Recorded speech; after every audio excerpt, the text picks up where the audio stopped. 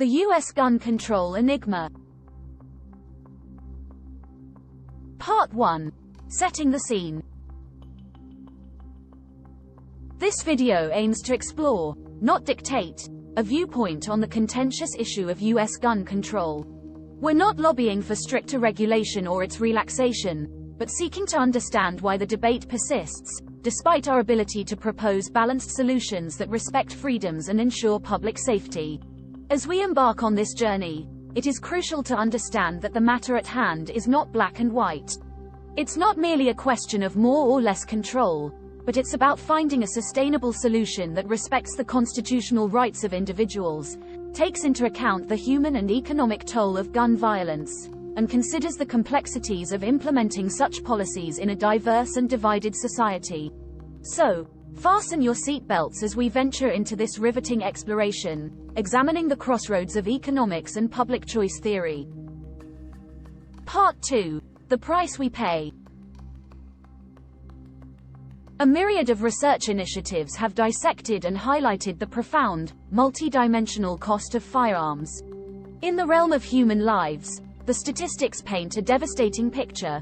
On average, gun violence in America mercilessly claims 40,000 lives each year and injures a figure double that.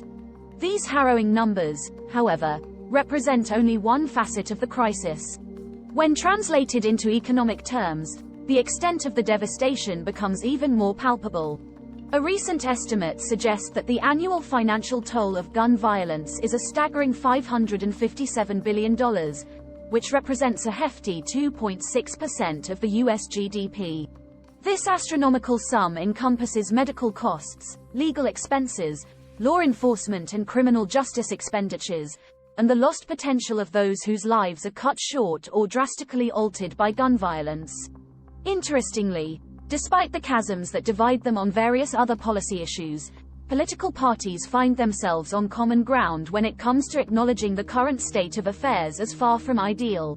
Whether they identify as Democrats or Republicans, there is widespread agreement that the current gun control policy fails to adequately address the crisis. As we delve deeper into this issue, we aim to highlight the complexities and obstacles in achieving an optimal solution. Part 3. Unraveling the hidden costs. There is a crucial issue similar to pollution. Gun owners, as consumers, do not completely shoulder the real costs of their choices.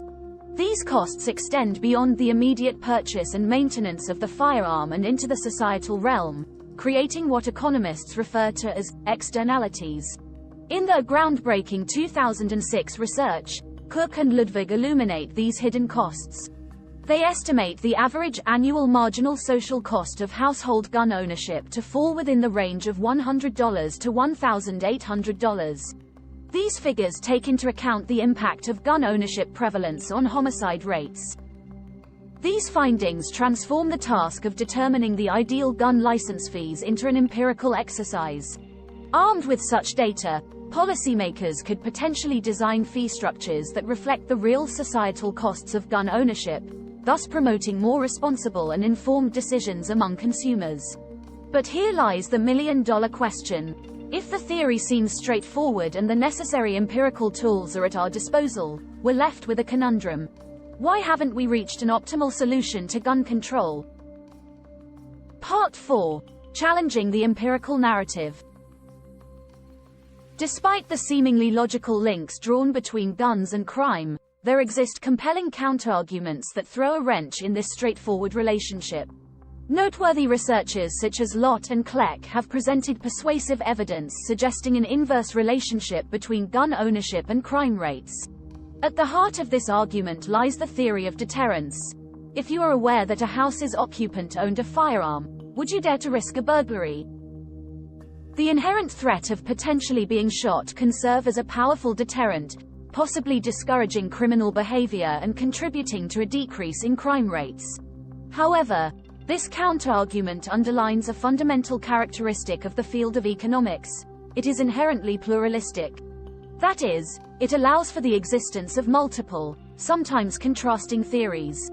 This plurality makes it impossible to claim a single truth. and introduces a degree of ambiguity that undermines the definitive use of economic principles to establish an optimal policy. In essence, the debate on gun control is more convoluted than it appears at first glance.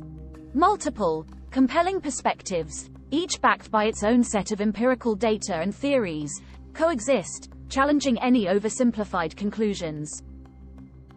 Part 5. The Public Choice Perspective. After surveying the empirical evidence, you might logically conclude that there still is an urgent need for an overhaul of the current gun control policy. However, this is where the intricacies of political reality step in. Even when there's a clear rationale grounded in public well-being, proposed changes may not see the light of day. But why is this so? By applying economic theory to governance, we come to an enlightening realization. Politicians, just like the rest of us, may operate according to their own utility functions. In an effort to maximize their own satisfaction or political longevity, they might yield to powerful pressure groups, or court lucrative funding opportunities. These motivations could potentially sideline the pursuit of optimal gun regulation, illustrating the complex interplay of politics and economics in policymaking. Part 6. The Conclusion. Our exploration brings us to a critical junction with two key insights. On one hand, economic theory offers us a robust framework to form recommendations for optimal gun regulation. As informed citizens, we bear the responsibility to weigh the empirical debate, digest the complex data, and take an educated stance. On the other hand, our well-reasoned conclusions might not find traction within the government's decision-making process.